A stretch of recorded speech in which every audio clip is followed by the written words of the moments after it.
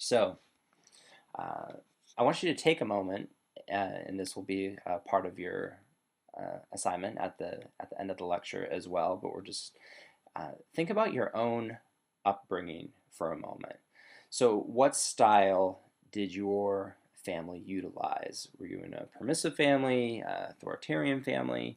The second question for consideration is, did your parents or guardians use the same styles? So it is not uncommon to have one parent using one style and one parent using another. Almost like the good cop, bad cop model of parenting. And finally, did the potential outcomes resonate that your parents' parenting style, did it resonate with your experience? So those outcomes that were identified in the previous slides are those outcomes that you could relate to based on your experience. Now, as you're thinking about this, obviously we're going to miss out on the pair and share part here. But something that a lot of people, as you reflect on this, will kind of start to realize upon thinking about this is that, you know, most people don't really fit neatly into one of those three boxes all the time. So most parents kind of move in between some of these different styles, and especially between the authoritarian and the authoritative models. And I think that's one of the limitations of the model. So on the slide, I've kind of listed some of these limitations. It's a little bit too simplistic. We know that people can use the combination of these styles. The other aspect, and we're going to talk about this in more detail in the next couple slides, is that the authoritative model here is often presented as the best way to be a parent. And of course, there is a lot of correlation with some really positive student outcomes. But something that's important to keep in mind is that we have to remember that parenting is often situational. So some researchers have introduced the idea that this model really needs to include a third factor. So it shouldn't really just be based on the responsiveness and then the rigidity of the rules, but we also want to take into consideration the levels of tolerance. And what they mean, and when they're using that term tolerance, what they mean is knowing when to exert varying levels of control. So this is an acknowledgement that most people don't fit in perfectly to one of these boxes and that they might kind of move back and forth on that spectrum. So an example here, I'm not sure if you can see the background of this slide very well, but here's a bunch of kids and they're crossing the street. And so there's this busy intersection. So imagine that you live in a neighborhood that is on one of these big, busy 6-lane streets and there's tons of traffic. In that case, an authoritarian model or style of parenting, that might be more appropriate when you're talking to your child about, especially to a young child, when there's all this traffic nearby. They cannot go out to near the street when there is not an adult with them. That's not something that can really be up for debate. You can't reason or rationalize about that. And so you might have really strict rules with really strict, harsh punishments along those lines, and you're not going to debate something like that because in those cases, in that situation, they're really, you shouldn't be talking about it. That is just kind of like the way things have to be. And so it's in the best interest of the child that the parents might take a more authoritarian approach to parenting. So as this relates to education, what they found in some studies and along these same lines is that in some neighborhoods, and in particular where there's neighborhoods with high instances of community of violence in the community, oftentimes you'll find that those parents generally tend to use more authoritarian models of parenting. But in contrast to the model that's being presented by Beaumont here, it's not because there's a lack of warmth or care or responsiveness for the child. The fact that they're being so rigid and have such an authoritarian approach is actually an example of them demonstrating a great deal of care and compassion for their child. They cannot debate whether or not it's okay to walk on certain streets, or they cannot debate whether or not it's okay to be home by a certain curfew before it gets dark outside, because this just isn't just a matter of them being home on time for dinner. It's really a matter of their personal safety. And so when the parent is putting the safety of the child first, some of the reasoning and the conversations about it, they might take place, but they might go on the back burner, and they might tend to use a more authoritarian model. So what do we really know then? Now we're transitioning to the education component here. So what do we know about the correlation between these parenting styles that I've talked about and academic outcomes? So the research largely indicates that the authoritative parenting styles are associated with higher levels of school achievement. So that last model that we showed, the Danny Tanner, the Full House kind of model there, that those students, that they generally have higher levels of school achievement. And for a long time, they were offering parent education classes and things like that were trying to teach parents how to use this approach. And to some extent, those parent training sessions have demonstrated that they are able to result in increased student gains rather. However, there's also been a lot of other research that's determined that these findings about the correlation between authoritative parenting and student outcomes are not necessarily consistent across ethnicity, culture, and socioeconomic status. So there are examples of parents from other cultures or other ethnicities who are using the authoritarian model of parenting, and their students are also having positive outcomes. And then there are also a few examples of parents who are using the authoritative model of parenting, and they don't have as high academic outcomes. So how do we make sense of this? How do we make sense of these varying outcomes?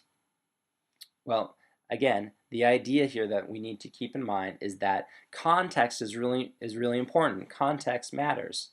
I was proud of myself when I found this cartoon. You know, the same slice of pizza, it looks great on this plate in the Italian restaurant, but it doesn't look so great when it's on the sewer plate, right? But it's the same piece of pizza. So Darling and Steinberg in 1993, what they offered to the conversation is that they said that we needed to look a little bit more closely at this model, and that we need to make sure that we weren't confusing parenting practices with parenting style. And what they're trying to draw this distinction is that parenting practices, those are the behaviors that parents use to socialize their kids. So those are like the action words. How are they going to achieve their goals? So if the goal is to do well in school, that action might be to set bedtime, to make sure that there's an hour set aside for homework, and that the parent's going to be helping the child with homework, or that they're going to be reading at home with the child for 30 minutes every night, or they're going to take them to the library. Those are all examples of parenting practices. But those are practices, I mean, and it's just kind of self-evident if you think about it, that each of those practices, setting a bedtime or helping with homework, those can be done in each of the different parenting styles that we've already discussed. So these are really just kind of behaviors. So what they're looking at is that we also need to then consider the parenting style. What is the emotional climate that the parents and guardians create?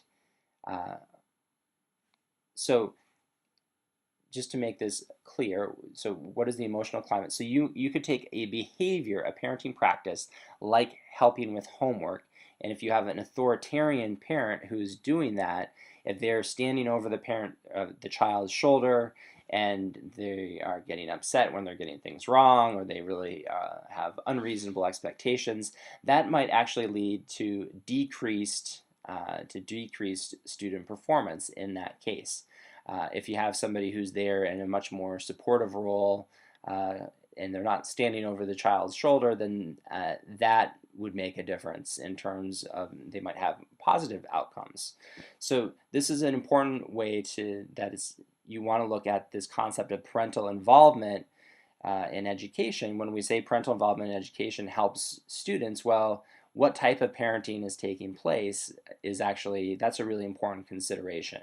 And so we want to think about that when we're looking at Epstein's six-part typology of parental involvement. What is the style that, and what's the culture at home that's going to be influencing the behaviors that they're looking for?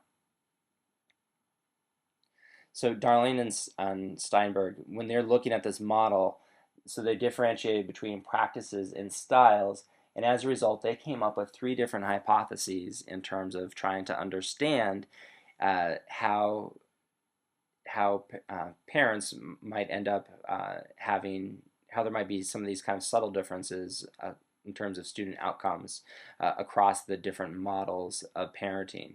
And so one of the things that they came up with, one of the possible explanations, was that parents of different ethnicities, maybe they have different educational aspirations, goals, and values for their children. So this one they actually were able to cross off the list. So that's one of the things that we know for sure, is based on the research, is that by and large, parents, regardless of their culture, their background, their ethnicity, they all want their child to thrive and to have a good life and to succeed in education. And pretty much across all different social classes and cultures, there's also a high value for education in most communities. And so there has been some research out there. In particular, there's a woman, Ruby Payne, who is kind of passes herself off as an academic, but she's somehow has worked her way into a lot of school in-service programs. But she has this framework called like a culture of poverty, and she talks about some communities and cultures not really valuing education. But the research really doesn't support that at all. And so in the article that you prepared for today as well, that was also the case. I mean, they made it clear that's just simply not true. So then there's two other possible explanations. If that's not the case, one of the possibilities is that the socioeconomic status of the parents moderates the relationship between their goals for their children and parental practices. So what this is really trying to say in simpler terms is that the socioeconomic status, that the parents might have goals, high goals for their children, and then the parent practices that they're trying to use to help achieve these goals, that it might be limited or it might be enhanced by the family's SES status. So if it's a family with a really high socioeconomic status, their parenting practices, maybe they're able to go out and get the services of the Latin tutor, or they're able to take time off of work to take their child on a field trip, and those types of experiences. A family with a lower SES status, that they might not be able to moderate that relationship in the same way. So in the article that we prepared for today, the research is still kind of emergent, and so they didn't want to put that in as a hard and fast claim, but it's just one possible explanation. But it is one that definitely seems plausible. The other aspect for consideration is that parenting styles serve as a moderator between parenting practices and outcomes, resulting in distinct outcomes dependent on combinations of parenting styles and practices. So I've already provided an example of this before, that you can have the same parenting practice that's going on in both homes, like helping out with homework, but depending on the parenting style and how that parenting practice is being carried out, then that could result in very different outcomes for the student. So what are our takeaways? What's the most important thing after looking at all of this?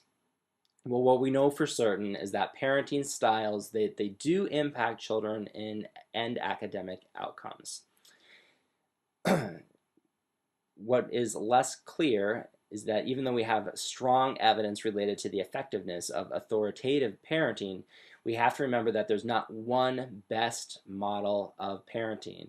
So most important probably takeaway is that context really matters in terms of the parenting style that's being used in these different families.